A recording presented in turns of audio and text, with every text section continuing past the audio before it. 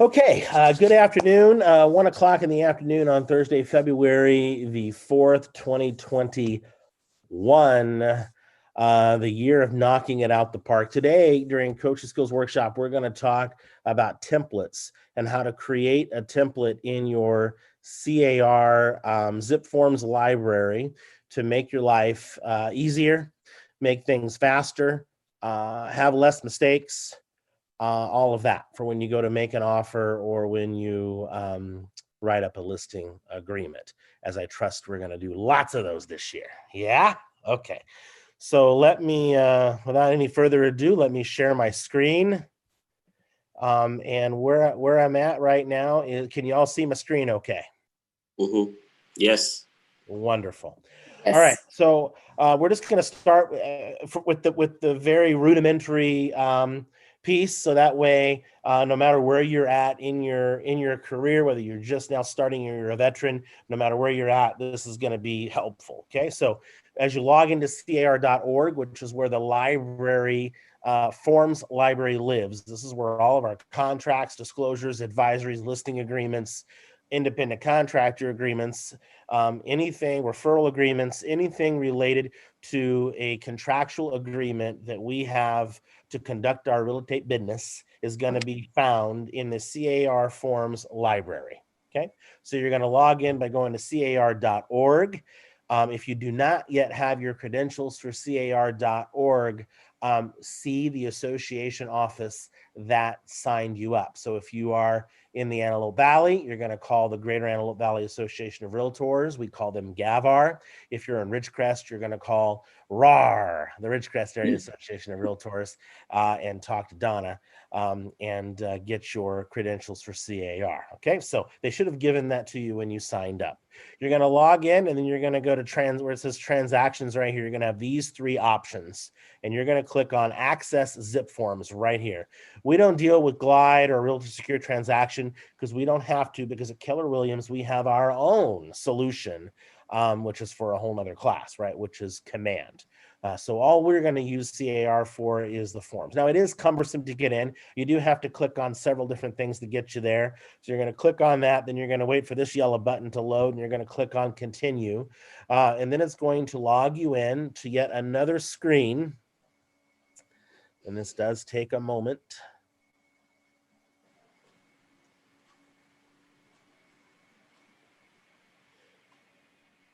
And when you get to this screen here, yours is going to probably look a little different depending on how long you've been in the business. If you've been in the business a while, yours might look similar to mine. If you're brand spanking new, this all might be blank. So don't panic if that's the case.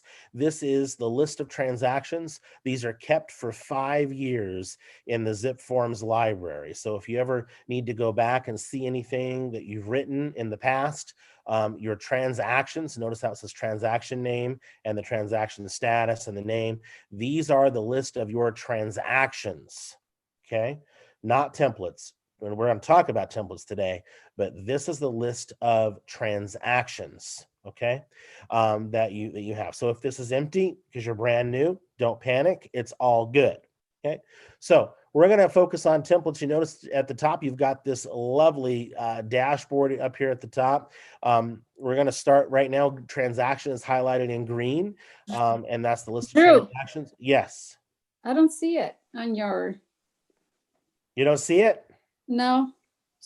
You got to Does tell anybody else see it? What are you asking? You should be seeing my screen. Yeah. Yeah, I see your It screen, should be but on car.org.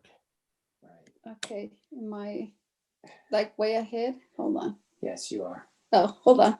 I guess I clicked in way ahead. Are we good? Yes. Yeah, go ahead. Okay. Up here at this dashboard, you notice transactions is highlighted in green, and that's the screen that we're on. We're going to click on templates. And now that's highlighted. Now, again, you notice I have a lot going on here, right? Okay, so don't pay attention to what I have going on. Yours very well may be blank. It doesn't show that part of your screen, Drew. Okay, let me stop and reshare and try this again. Sometimes with Zoom, if you change your screen more than one time, it doesn't share the whole Okay. screen. All right. Now So are we better? yes, yes. Now we Okay. have all your test Okay. buyer So transactions. these are my listing. I mean, sorry, these are my templates, Yeah. not my listings. Right, These are right. my templates. I have a lot going on because every time I would go in, I would create a new one. I have all the ones that I would normally have and create. And then over the years, when I've taught a class like this, I've created a brand new one and just kind of reinvented the wheel to show you, which I'll do again right now. So we're going to go to new because we're going to create a new template. And you're going to select the type of template that you'd like to set up. Now, it's very, very crucial that at this point I explain, and forgive me if I'm being overly rudimentary on this, but there's a reason behind it, and it's what I see time and time again. Please understand the difference between a template and a transaction. Mhm. I cannot tell you how many times I have seen agents go into template and type the transaction in the template. You don't want to do that. If you do that, you will end up with, well, you'll see in a moment what you'll end up with. So what we're doing is we are creating a template that we can use in any and every transaction moving forward. Every time we go to make an offer on a home, we're going to select the template for that. Every time we're going to take a listing, we're going to select the template for that, so on and so forth. And that way it's all already in place. Okay. So when you go, remember that when you're going to start a new transaction, this is not where you go. I'm going to show you. You're going to go into transactions and you're going to click on new transaction right here. This new button, please, I'm going to implore you, transactions, templates, two separate pieces of the dashboard, both have new. This is going to be, when transactions highlighted, this is going to be a new transaction. So I took a listing or I'm writing an offer. Okay.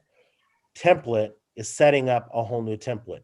You should be able to set up all your templates today when class is over. You should be able to go in and set up all your templates today and not really touch this again until a form changes. And you have, like we have a new form added or a form subtracted from the library, then you would go in and you would change it. But the templates are designed to not really be touched. Okay. Okay. So we're going to click on new and we're going to set up a new purchase template. So I'm going to click on that. We're going to name it. I encourage you to name whatever it is that is going to stand out to you. Okay. So I'm going to name this SFR purchase template. What's SFR? Single family residence. So this means that I'm going to be writing an offer on a 1 to 4 unit structure. Okay, that's a residential. Okay, and don't mind the word test. I'm writing that down so that I know that that's what I'm doing with this. I'm going to click the category, which is residential. Okay. And then I'm going to make sure I check, do not automatically apply this template to new transactions. Why do I want that? Because what if I want to go, I want to have control. I don't want the system to tell me what template I'm going to have. I don't have trust around it. Okay. You can set it up automatically for the residential new trend. You can do that if you want to. Feel free. I have no trust. I want to do it. I want to be in control of it. So I'm checking the no box. I'm going to click save. And now you'll notice I have a new template that opens up. Boom, there it is. Why is it blank? Because you're now, if you notice right here, has a big old R for residential, SFR purchase template test. There it is. I am now inside of my template that I'm creating. And notice that documents is highlighted. If I wanted to parties, I would, but I have no need for that. Documents, checklist, e-sign, we don't need any of that. We're just going to work on documents. Are you with me so far? Yes. Okay, now is the time to select the documents that we want to have inside of our residential purchase template. How would we go about knowing what those documents are? We go to the zip form. So Because I have a piece of paper that says right here on my you have a piece of thing paper. that I Okay. got from Drew the coach that said Okay. the So you have a documents piece I of paper, need. right? Because I do give those to you in the beginning. And so here's the thing though. How will you know if something changes? What if a document, because I gave that to Nico over a year ago, what if something changed between then and now? How would you be able to find out? Or perhaps you're You go not to to that help. stage yet where you've had your first coaching appointment and maybe you don't have that piece of paper. How would you know what documents to put in your template? Do you go to help? Gaviar, I think, is always updating the files, probably, right? No? All right. So I'm glad that we had this conversation. So I want to say you're not wrong, Clara, and you're not incorrect on that. Okay. You could go to Gavar and see if they have a list of documents that are required, and you could click on help within here. There is actually a transaction help feature. If you clicked on help, I'm not going to go there right now, but if you did click on this, you could tell it what kind of transaction you have, and then it would help you choose the documents that you need. I'm going to caution you against those because each brokerage is individually owned, operated, and brokered. And that broker at the end of the day is responsible for all of your activities. So that each broker might have a particular document that he or she might want in their file that another brokerage won't. So CAR doesn't know that, and Gavar doesn't know that. And so go to command. by the way, even within brokerages, depending on the location, the file could look differently. Yes. Yes. So in Ridgecrest, for example, we don't have documents there that you have in the Antelope Valley. So so where do you go? You go into command. You log into command, you go to opportunities. If you haven't gone into command, please make that a priority. Take the 66-day challenge with Marty Miller 4.0. I'm going to say that again. Go to YouTube, type in 66-day challenge, Marty Miller 4.0. Marty Miller 66-day challenge 4.0 in YouTube. Take that challenge. It walks you through command. So in opportunities in command under documents, when you select the file checklist that suits you, so in this example, it would be residential 1 to 4, a checklist will appear and the items are red that are required, and they say required and they're highlighted in red. So you could have it up to date. Our compliance director, Ken Warden, keeps that checklist up to date. So if you'll have an up-to-date checklist of exactly what documents are needed in your templates. Okay. Right. So we're going to go to all forms and we are going to pull in our documents from forms. Okay. So I have my trusty handy dandy printout from command showing me what documents are required. And I'm going to start pulling those documents in.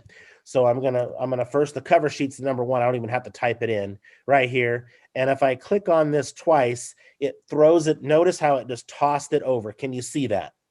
Yes. It put it. So now if I click off of that screen, now this opens back up and there is my cover sheet. If I wanted to open the cover sheet, I could click on it and there it would be. Okay. I'm just going to go back to this though, because I'm going to continue to add forms. Okay. So I'm going to click on all forms on the right. Did you see that? Mm-hmm. And now I can search for the next document. So the document is the residential purchase agreement package. Okay. So I'm going to click on the California residential purchase agreement package. Now I'm going to click off of that so you can see it. Now, please note that when you open up the package, the reason I'm calling it a package is it's not just the agreement. it has some documents that are with it. And these documents are required by our office and the state of California. And that's why they're in the package. So you have the AD. Now notice on your command checklist, it's going to say AD. See how in parentheses right here, it's at the very top of the form. It says CAR Form AD, revised 1218. AD stands for agency disclosure. Okay. So in your command, it's going to say AD and it's going to have a number next to it. And it's going to say AD, agency disclosure. And that's how you're going to coincide the document that's needed on the file with CAR. Okay. So that document is located here. The fair housing, the FHDA document is also a part of the package. The PRBS is a part of the package. The wire fraud, WFA, is a part of the package. And then finally, the residential purchase agreement and the buyer inspection advisory is a part of the package. And finally, the CCPA, the California Consumer Privacy Act advisory. All of those documents that are required of our office and California are included in the California residential purchase package. So you don't have to download those documents individually. You're just going to download them, just the package. Okay. Now, what's another form we need for a buyer? Does anybody know? Does anybody have the checklist in front of them? Anybody know another document we need when we're going to write an offer for a buyer? The AVID. So an AVID form is needed when we represent a buyer. Absolutely. We don't use it when we write the offer, but it is required when conducting a purchase with a buyer. So I'll go ahead and add the AVID into the library so that I have it. Okay. What else? Is For there the another California, document? for the purchase agreement, you will need things, whether or not the buyer is a representative of an organization or of an organization, you'd need an RCSD. Correct. If the buyer is representing an LLC, a corporation, a trust, right? Then Removal of they're gonna need contingencies, if any contingencies are being removed. You're going to need the RCSD form. Okay. Now, not every time, again, only when the buyer's representing one of those organizations. Okay. You would need the buyer counteroffer, the BCO, right? Not necessarily, but if you receive a seller counteroffer, so let's say you make an offer on a property and the seller says, I hear you, and I would like to counter that with these terms. And the buyer receives that and says, okay, but now a seller, I hear you, and now I want to counter my own terms. You would use the buyer counteroffer number 1. Okay, so you might need that. So we're going to put that in the template as well. Okay, Nico has suggested contingency removal. So again, CR. That's another document that you will need, not when you place the offer, but in the transaction, there are contingencies. And that'll pop up automatically when you click it. And then now, so those documents are now in the file. Okay. So you're going to do this. You're going to repeat, you're going to rinse and repeat all of these steps. We're not going to take the time on the video to go through every single document that's required. You refer back to your forms library in your command to see what is required. Come in, add the necessary documents. Okay. And now let's go into our template. Now, remember, we are not in a transaction. We are in a template. So this is what's going to show up on every transaction that we go to do. So are we going to input the buyer's name here? No. No, because we don't have a buyer yet. Well, I trust that you have buyers. But we are not writing an offer right now. We're doing a template, right? And I keep beating that drum because I can't tell you how many times I have seen the crossover.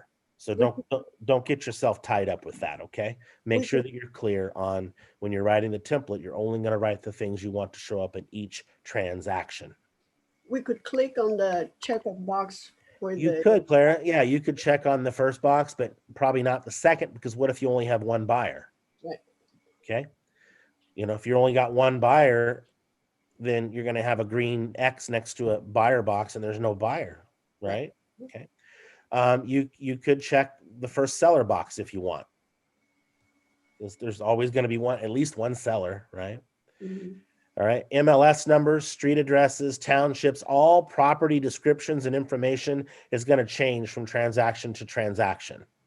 So we would have no need to fill any of that in because it won't be relevant for each offer. Same thing with the offer details, the purchase price, year built, what type, block, all of that information is unknown until the time that we go to write our offer. Now, the second section is the escrow section. In this section, whenever we make an offer, we generally do request the same escrow company and the same title insurance company, so we can save ourselves a step. And right here in the template, we can write on track escrow. By the way, if you're not using on track escrow, no matter of your location, whether you're in Ridgecrest or you're in the Antelope Valley, you need to try them. They are by far the best escrow company I personally, in my 20.5 years I've ever done business with. The services that they provide, you They're and your freaking client great. are, yes, they're great. Okay. They are great. Yes. Who said that? This is Bob. Bob. Yes, they are I've- great. Yeah, I've used them twice. I've used them twice now, and they're awesome. they are awesome. They are incredible. Okay, so we don't have an escrow number because every escrow number is going to be different, right? Escrow officer, I use Shauna Roskilly. So that's what I'm going to put in there. You can input their telephone number if you'd like. You can put in all of their address and information if you'd like. Again, whatever you put in here is what will show up on all of your transactions. Okay. So I'm going to go ahead and put in the address. I don't have closing dates and all of that. Okay. You can put in Shauna's email address if you want. I don't know it off the top of my head. You can put in her email address there if you want, and that will stick. Okay. Now, buyer's broker and seller's broker. Do we know who the buyer's broker is always in a purchase? Yeah. We do, right? It's us. Right. Okay. We are. So yay, it's us. Okay. So we're gonna write in here Keller Williams, and I'm just gonna put Realty because obviously my business is everywhere. So, but if you're in the Ridgecrest office, I know that you primarily do business in Ridgecrest. You're welcome to write Keller Williams Ridgecrest. We do own that DBA. You can write that. You can write Keller Williams Realty Ridgecrest or Keller Williams Realty. If you're in the Antelope Valley, you can write Keller Williams AV. We own that DBA. You can write Keller Williams Antelope Valley. You can write Keller Williams Realty. Okay, it's up to you. I'm going to leave it as Keller Williams Realty. And then you can put in the address of the office that you are in. Okay. So I am going to use the Ridgecrest address as that is the office that I am out of. And I'm going to put in the broker ID number. By the way, the broker license number, no matter location, if you are in Ridgecrest, East Palmdale, West Palmdale, VIP, Northridge, Palos Verdes, it's all going to be the same broker number. Okay. And then my license number, and you would obviously put your license number in. Please don't put mine in, put in yours. And then I'm going to put in the phone number of the office. And I'm going to put in the buyer's agent. Now, who's the buyer's agent? We are. Right, you are. Don't write me, write you. Okay. Okay. And then the phone number. Okay. And you can put as much information in here as you like. Go as detailed as you want. Because again, this will all show up every single time in every offer that you go to do. Now, do we know who the seller's broker is every time right now? No, but you could put ourselves. We do not know. So we're not going to put that information in. We don't want that in our template. We want that in our transaction, not in our template. Okay. Title company. Do we know the title company that we want to use? Yes. We do, right? Yes. By the way, if you have not used Monarch Title, you need to use Monarch Title Company. You again will be ecstatic with the service. that Frank Donato provides is far above and beyond what any other title company provides. So you'll be glad you did that. It will serve you. Okay. And you could put in Monarch title so that way it shows up every They're single. freaking awesome. There you go. Another Frank- testimony. Frank is awesome. Frank is awesome. All right, so we're going to put in Frank Donato. Again, you can put in his phone number and his email, and it'll show up on every single time that way. Now, do we know what pest control company we're going to ask for each and every single time?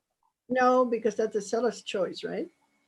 So it could be the seller's choice, or you can select it. So in Ridgecrest, in that marketplace, most of the agents select, the buyer's agents select who it is. You know, we usually use Merrick Pest Control out there, okay?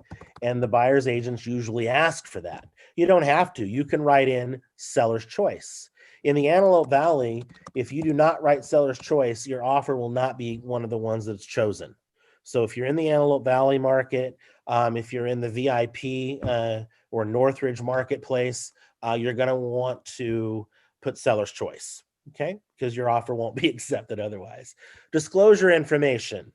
Again, if you haven't used NHD Solutions for your NHD, they are a little bit less expensive than the competition. They have a much more comprehensive report, and their turnaround time is very, very quick.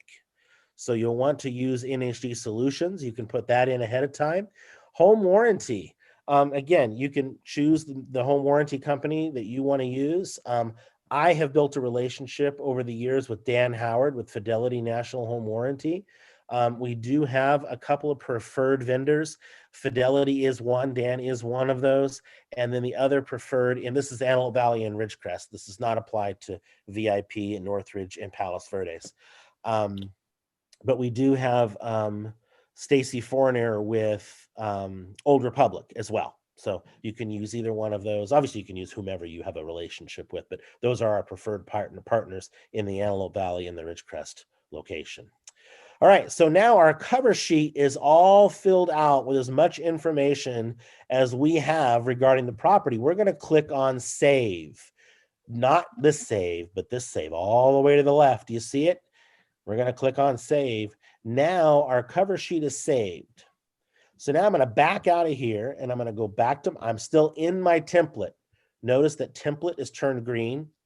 Documents are turned blue. I'm still in my template. My cover sheet's been filled out and saved. Now I'm going to go into my California Residential Purchase Agreement template.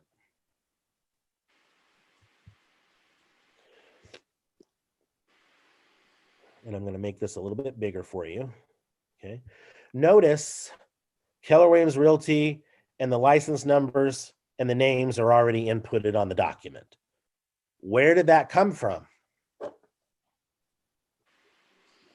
That's right, Bob. It came from the cover sheet. Okay. So now, because this is always going to be representing the buyer, and I don't know if I'm going to ever have more than one buyer, remember, this is the template, not the transaction. So I'm going to check the first buyer box because I always know there's going to be at least one buyer. So every time I go to write a contract, this box will be checked for me. I'm going to scroll down. The fair housing, there's nothing for me to do there. The PRBS, there's nothing for me to do there. The cover sheet inputted all this information in for me. Wire fraud, there's nothing for me to do here. Now I'm on the purchase agreement. Okay. So we're going to go through and we're going to put, again, this is the template, not the transaction. So we're going to put everything into our purchase agreement the way in which we want it to appear on our offer every single time, right? So that what this is going to do, this is going to allow you to be faster in your offer writing. And it's also going to minimize the amount of mistakes that you can make if you use this correctly. I caution you always, please, please hear me. Ladies and gentle cars, please hear me. Please read and overview your contract before you send it to your buyer for signature. The template can be a great tool. If you don't review your offer before you send it, what if something was different? So let's say for Josh and Kana, they wanted to write an offer and ask for closing costs from the seller. But for Donnie and Joanna, they don't want closing costs offered. But in my offer, I have it automatically written in that the seller is going to pay the closing costs. And I don't review my offer, and I pull all the information in from the template, and I don't delete the sentence. Now Donnie and Joanna's offer goes out to the seller asking for closing costs when that was not what they intended. Okay? It could be worse. It could be you don't have a statement in here about closing costs, and you don't ask for the closing costs, and Josh and Kana needed them to be paid, and the seller accepts the offer.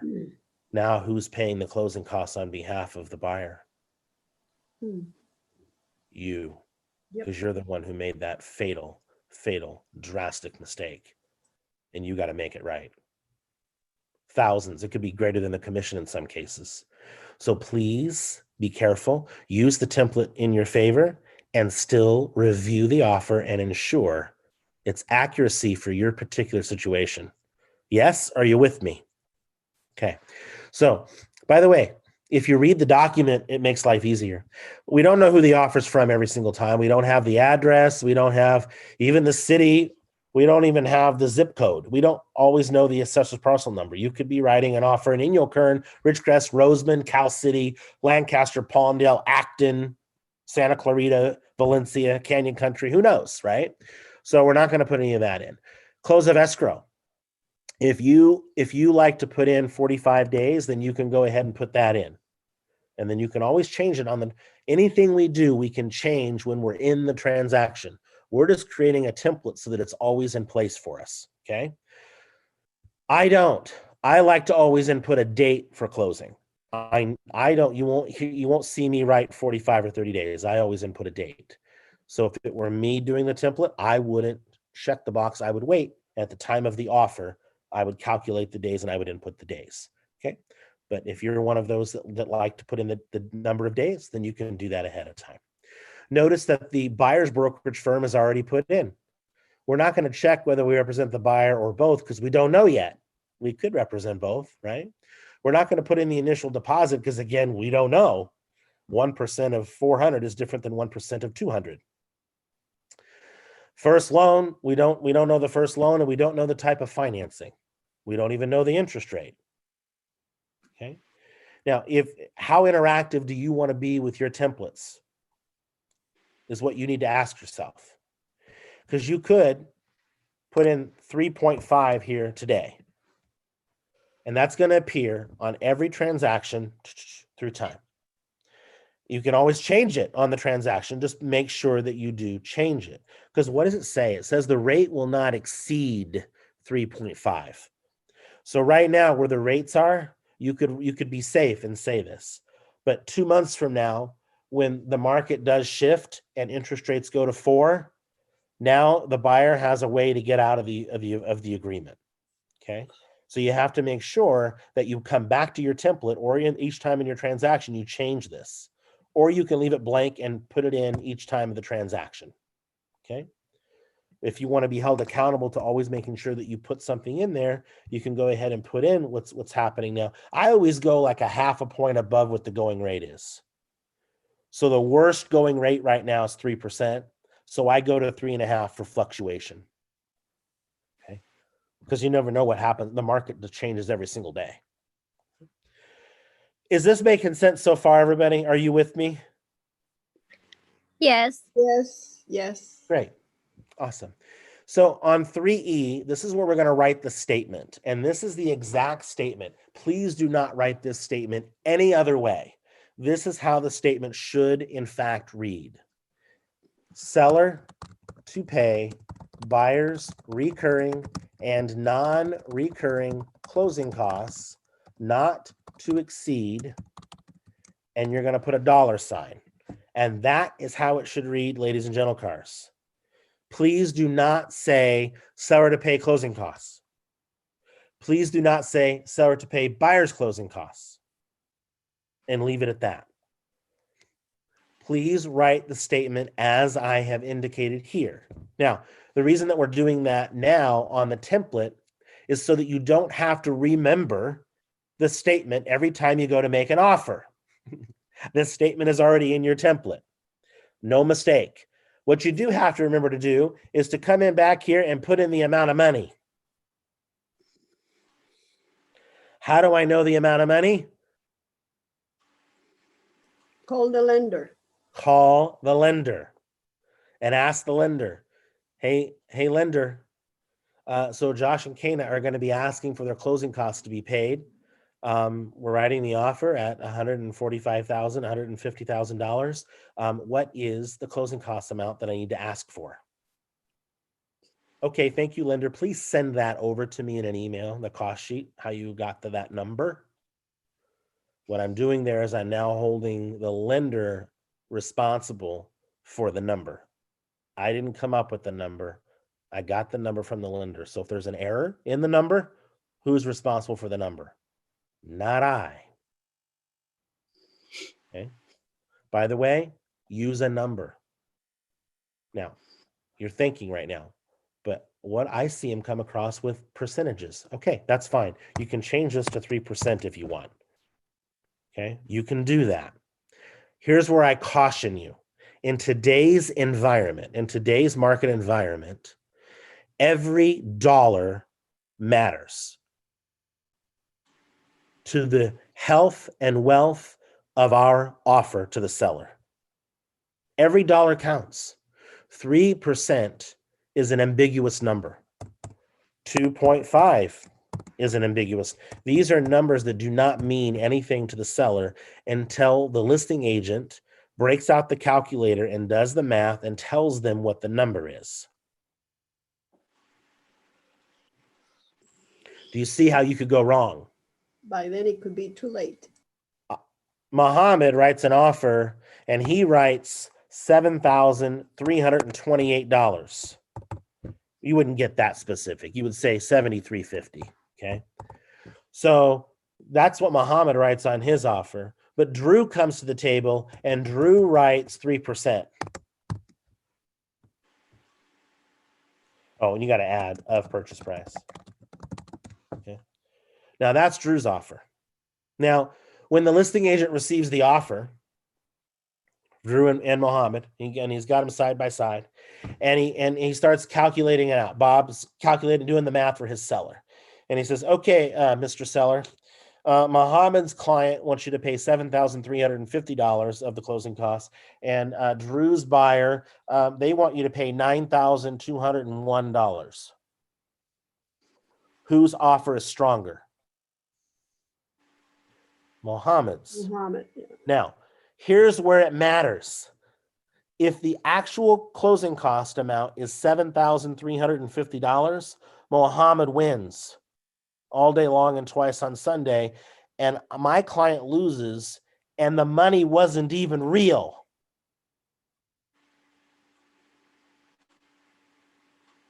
Are you with me? I went $1,900 or whatever the amount of money was, $1,700 over what Muhammad did, and those costs didn't even exist to the seller.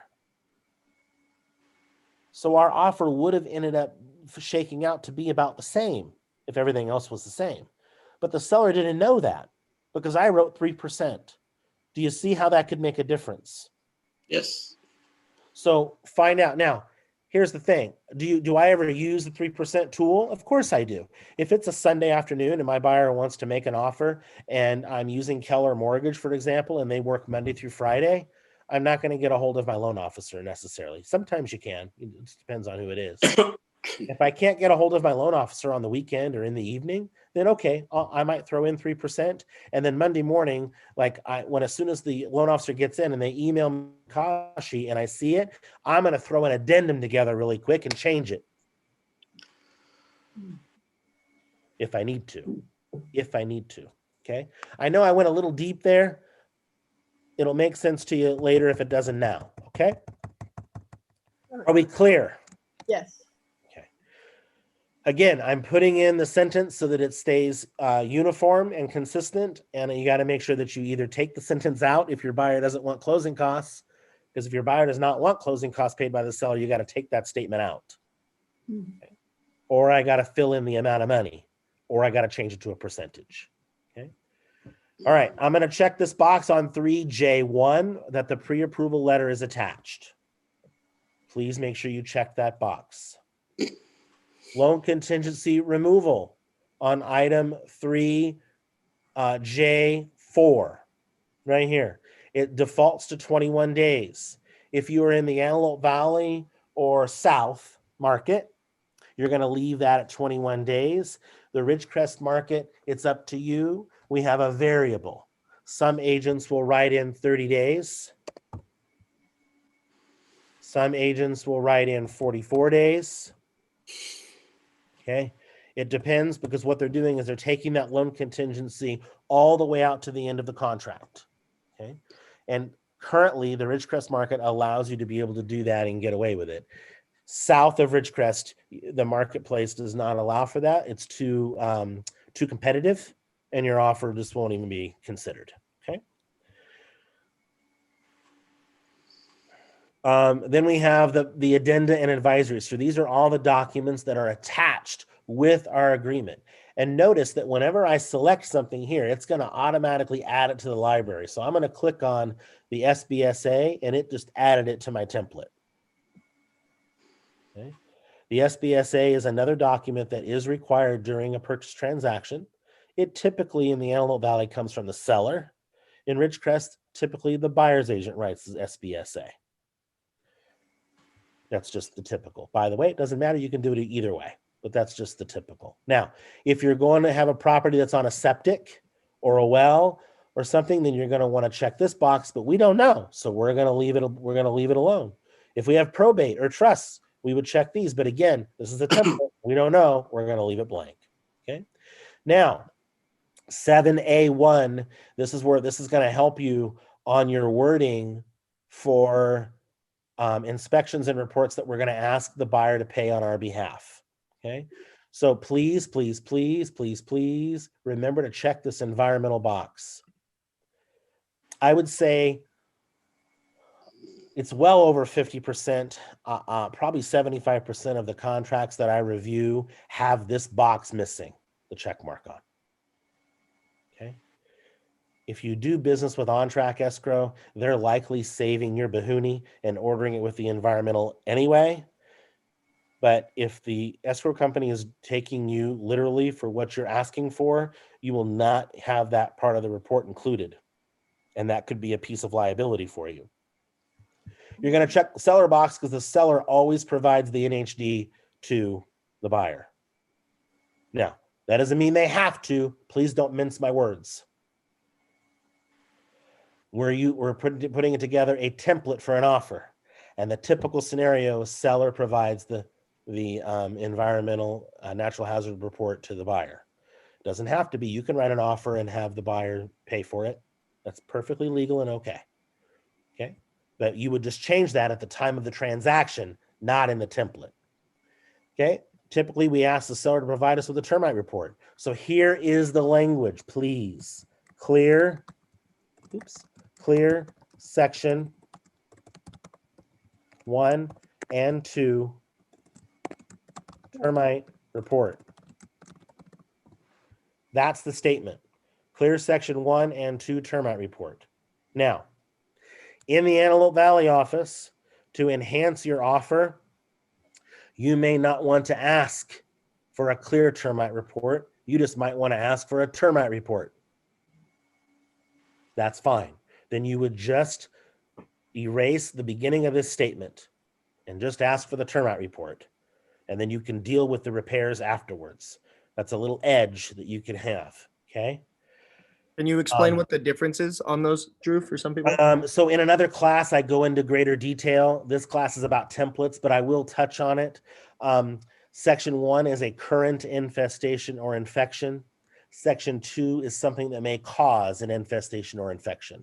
And so by saying clear, what you're saying is, I want the report. Not only do I want the report, I want it to be clear. I want it all, anything that comes on that report, I want it to be fixed. If you don't put clear and you just ask for the report, then you're going to get a termite report. And if the termite report has 74 things wrong with it, all you asked for was the report. Nothing's getting fixed. Separate document, you're going to ask for things to be fixed. Does that make sense, Nico? Did that clear it up?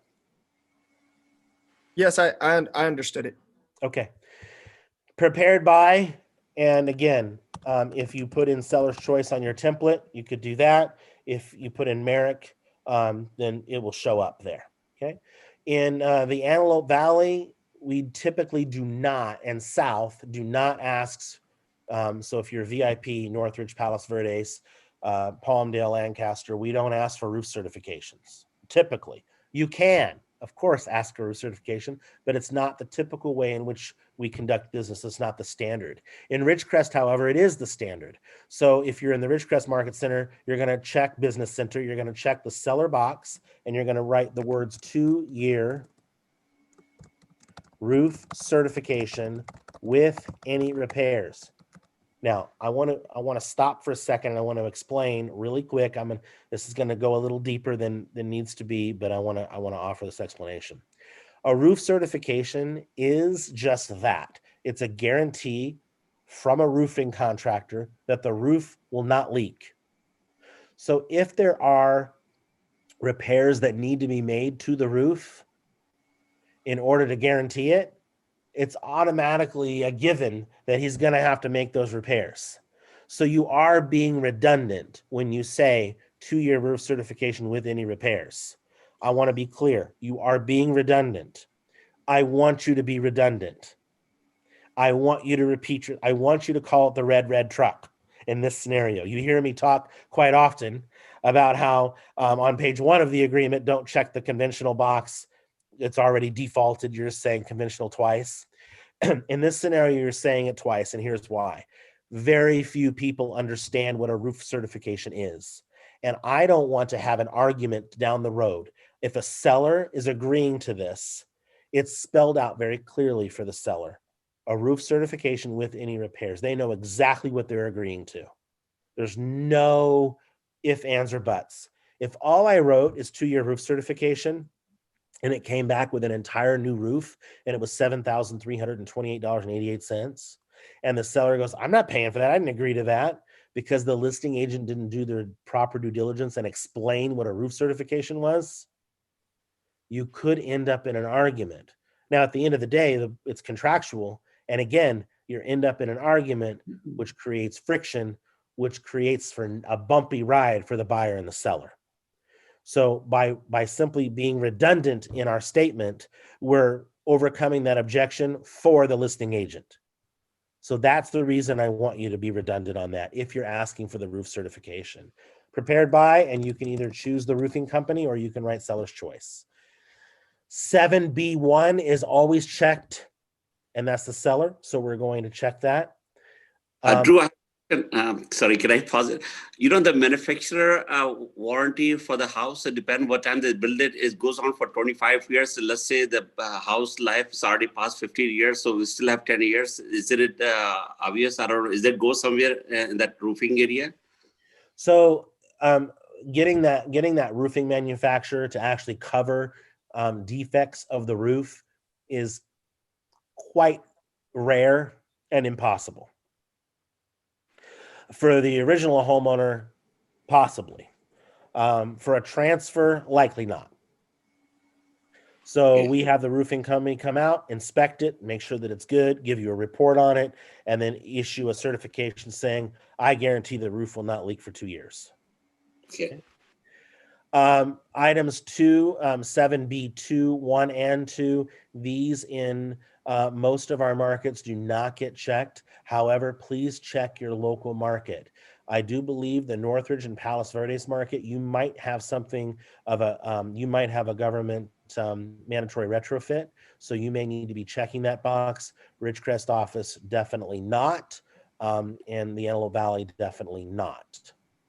Now, 7C 1 and 2, we're going to check both the buyer and the seller box here, and we're going to write the word over here above on tract escrow. We're going to write 1/2, 1/2, or you can write 50-50. It is entirely up to you. What we're saying is the buyer and the seller are going to split the escrow fee half and half. Now, on C2, you're going to check the buyer and the seller box, and you're going to write each their own. Now, caveat, if you're going to write each their own, you will uncheck the buyer box. Here's why. CAR has added this statement. Buyer shall pay for any title insurance policy insuring the buyer's lender unless otherwise agreed in writing. So you're talking out of both sides of your mouth if you check this box, because what you're saying is both the buyer and the seller are going to pay for both. They're going to split the cost in some fashion. And then you're coming out here and you're saying each pay their own. The sentence already says they're each paying their own. Seller's going to pay for the owner. See how it's black? It's bold. The seller's going to pay for the owner's title insurance policy, and then the buyer is going to pay for their lender policy. It's already spelt out, each their own. So if you check the buyer and seller box and then write each their own, all you're doing is you're just saying it over again. And now, actually, what could happen is the seller is now paying a part of the lender's policy, and the buyer is paying a part of the owner's policy. And by the way, the lender's policy is quite more expensive than the owner's policy. Okay. So if you want to check this, then you won't write each their own, and instead you would write 50-50 or half and half. Okay. Make sense? That way you're being clear to the point of what you want. I recommend in the market that we find ourselves to check the seller and each their own. I want to make sure that I'm clear. This policy has changed. So if you've been coaching with me for a long period of time, this sentence didn't used to be there, and we would always check both boxes and we would write each their own. Okay, so this is a change. I want to make sure that I'm clear. The seller pays the county transfer tax. If you are in Ridgecrest or anywhere in the Antelope Valley, there is no city transfer tax. Please do not check the box. If you are south of the Antelope Valley, check with the local city to see if they have a transfer tax. Santa Clarita does not. Valencia does not. I don't know when you get into Northridge, Palos Verdes, I don't know if they have one. So if they do, then you would check that box. Okay. HOAs and private transfer fees, we don't know, right? This is the template, not the transaction. 7D10, we're going to check seller's going to pay for the home warranty not to exceed. And in our case, it's $490. Please do check the upgraded box. Please do check the upgraded box. Please do check the upgraded box. I want to make sure that you check the air conditioner box. Please check the air conditioner box. Please check the upgraded box. You don't want to happen to you what happened to me. I failed to check the upgrade box and I bought a furnace. Long story for another time. When we do a contracts class, perhaps I'll elaborate on what happened there. But what you're saying is you want the upgraded policy of home warranty on behalf of the buyer that the seller is going to pay for, and you want it to include the air conditioner. If you select it like this, there won't be any mistakes. And if something happens, likely they will be covered. If something happens with the furnace or the heater or any of the systems that are in the brochure or on the website for Fidelity or whichever home warranty company you so choose. Okay. Should we check the upgraded box? Let's see. Yes, you're going to check the upgraded box. Down under 8B2, you're going to check the stove box. Please check the stove box because the stove is considered to be real well, it's a loose term. It used to be considered real property because the stove used to be almost 100% of the time was bolted in, right? It was an attachment. So it was part of the real property. So much now they're just plugins. So you want to make sure the stove box is checked, especially if it's a plug-in unit. And then this is where we don't know if we want the fridge. We don't know if we want the washer and dryer. So we're not going to put anything. We don't know if anything is leased. So we're not going to put anything. We don't know if the buyer wants the TV brackets removed. So we're not going to check the box. We're going to keep rolling. We don't know if there's any tenants occupying the property. Again, we're not going to check any boxes. And we're going to keep rolling through the contract. Once you get to this point, it's pretty straightforward. There's not a lot going on. Buyer has 17 days. We're going to leave that alone at 17 days. We're not going to remove the contingencies necessarily up front. If you ever have a buyer that wants to do that, this is where you would do that. You would check this box. It's going to attach the contingency removal document into your library, and you can utilize that. We don't need it because we're making a template, not a transaction, right? Okay, we're going to keep going, and there's nothing further really for us to fill out till we get here to line 31. This is where you're going to put in your name. The reason is because the document says that, by the way, we don't have an accepted agreement until what?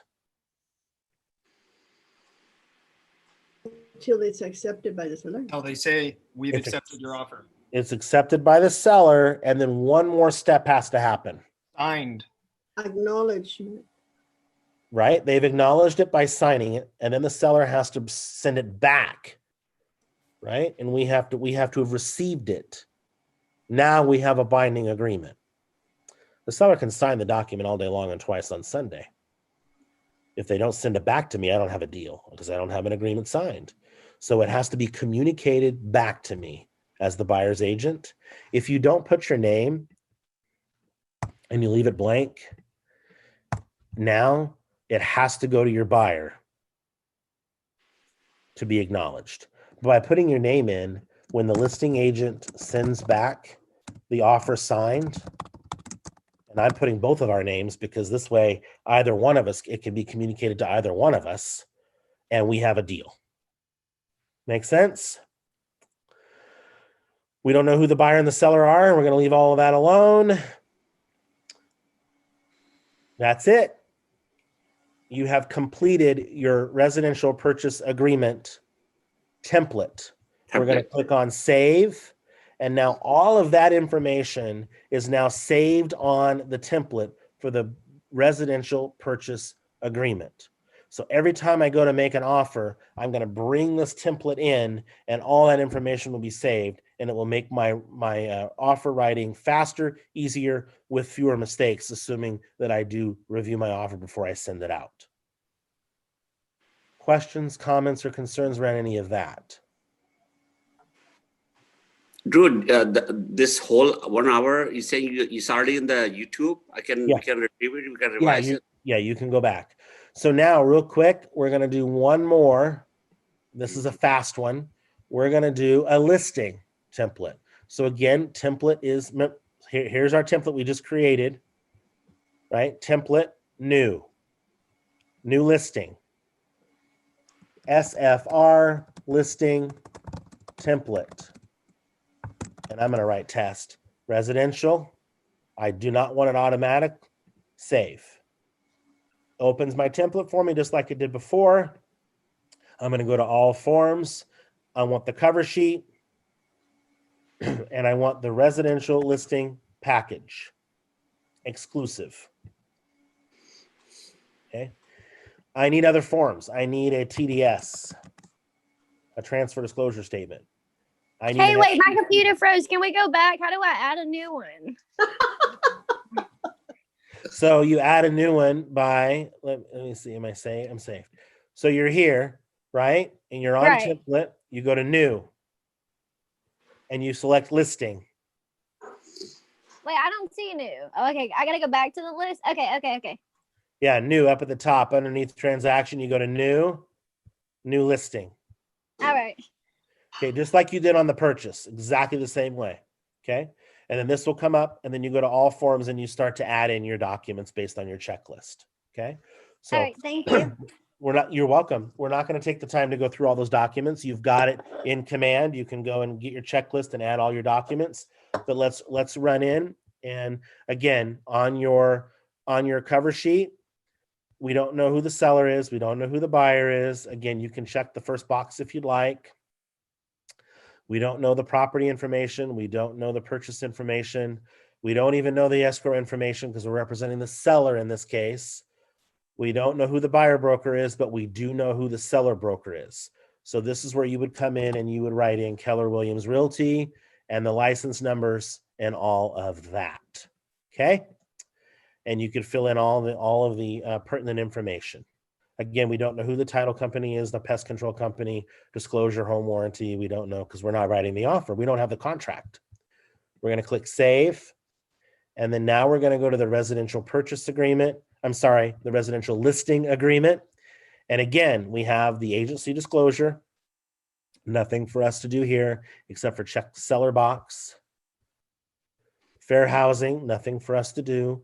PRBS, nothing for us to do. Wire fraud, nothing for us to do. And now we have the residential listing agreement. And then we know that Keller Williams is going to list the property. We don't know the address. We don't know the dates. We don't even know the date prepared. We don't know how much we're going to list the property for. We don't know if it's a manufactured home. We're leaving all that blank. We do know that we have a standard in our business and that we charge 6%. We do know that we're going to pass the 199 on. So 199 additional commission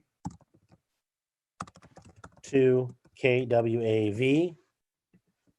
And we do know that we don't want the seller to be able to sell the home to anybody that we show the house to for at least 6 months after the expiration of our contract. So we're going to go ahead and write in 180 days here. Okay.